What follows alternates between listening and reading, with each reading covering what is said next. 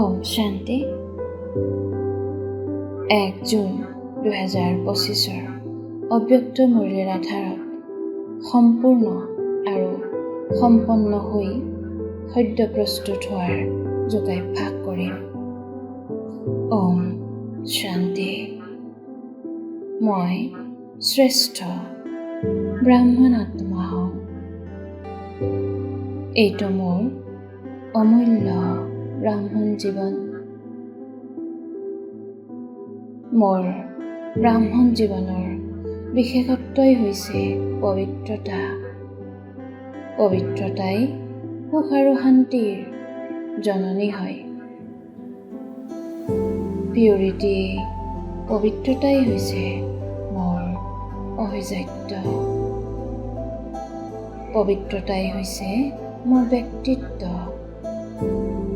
মই ব্ৰাহ্মণ তথা ফৰিষ্টা তথা দেৱতা হওঁ। মই ফৰিষ্টাৰ পুৰণা সংসাৰ আৰু পুৰণা সংস্কাৰৰ লগত কোনো সম্বন্ধ নাই। মই ফৰিষ্টাই সদায় মনেৰে বাণীৰে সম্পৰ্কটো ডাবল লাইট পাতল হওঁ।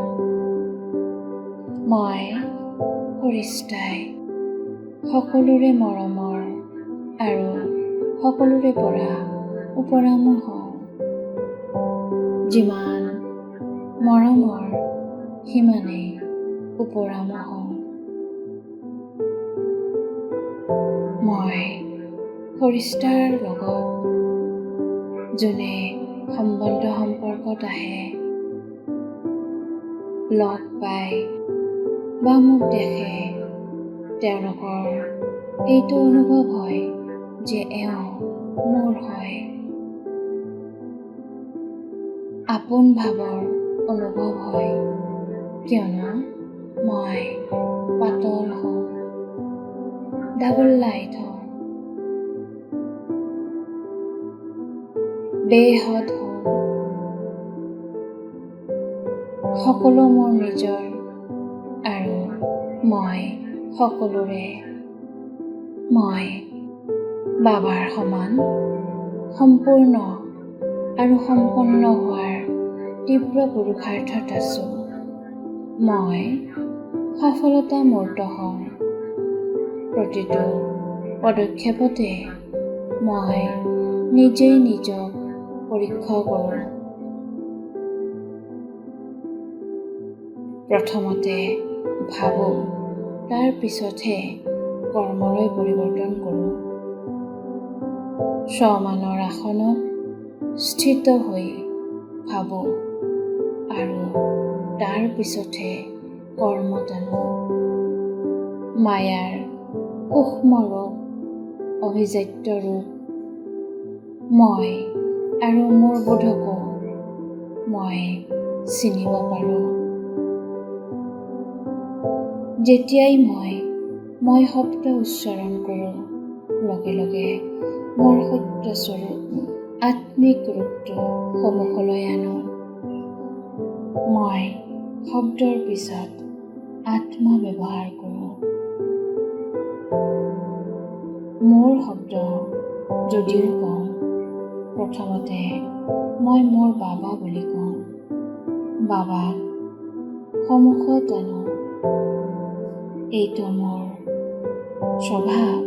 স্বভাৱিত হৈ গৈছে। সময় আৰু প্ৰকৃতি মোক অপেক্ষা কৰি আছে। মই স্থাপনাৰ নিমিত্ত আত্মা হওঁ। এতিয়াই আৰু এই সত্য প্ৰস্তুত স্থিতিলৈকে আগবাঢ়ি গৈ আছো।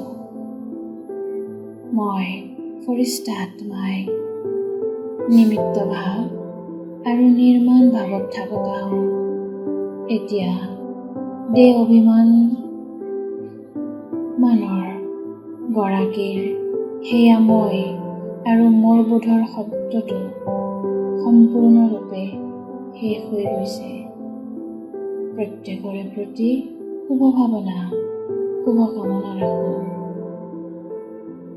মোৰ দ্বাৰা সহজেই বায়ুমণ্ডল শুদ্ধ হৈ যায়, সেইবাবে যিয়েই সন্মুখত আহে সহজেই পৰিৱৰ্তন হৈ যায়। মই নিজৰ পজিশ্যনত স্থিত থাকোঁতা হওঁ। কোনো ব্যৰ্থ বায়ুমণ্ডলৰ প্ৰভাৱতেই নাহোঁ।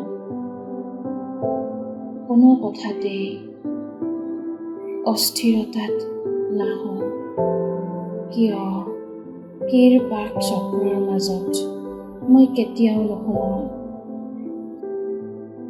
পৰস্পৰক ফৰিষ্টা ৰূপেৰে প্ৰত্যক্ষ কৰোঁ। সকলো ফৰিষ্টা শুদ্ধ বায়ুমণ্ডলৰ প্ৰকম্পন চাৰিওফালে বিয়পোৱাত মই সহায় কৰোঁ। মই বাবাক অনুসৰণ কৰোঁতা দায়িত্বশীল সন্তান হওঁ। শান্তি।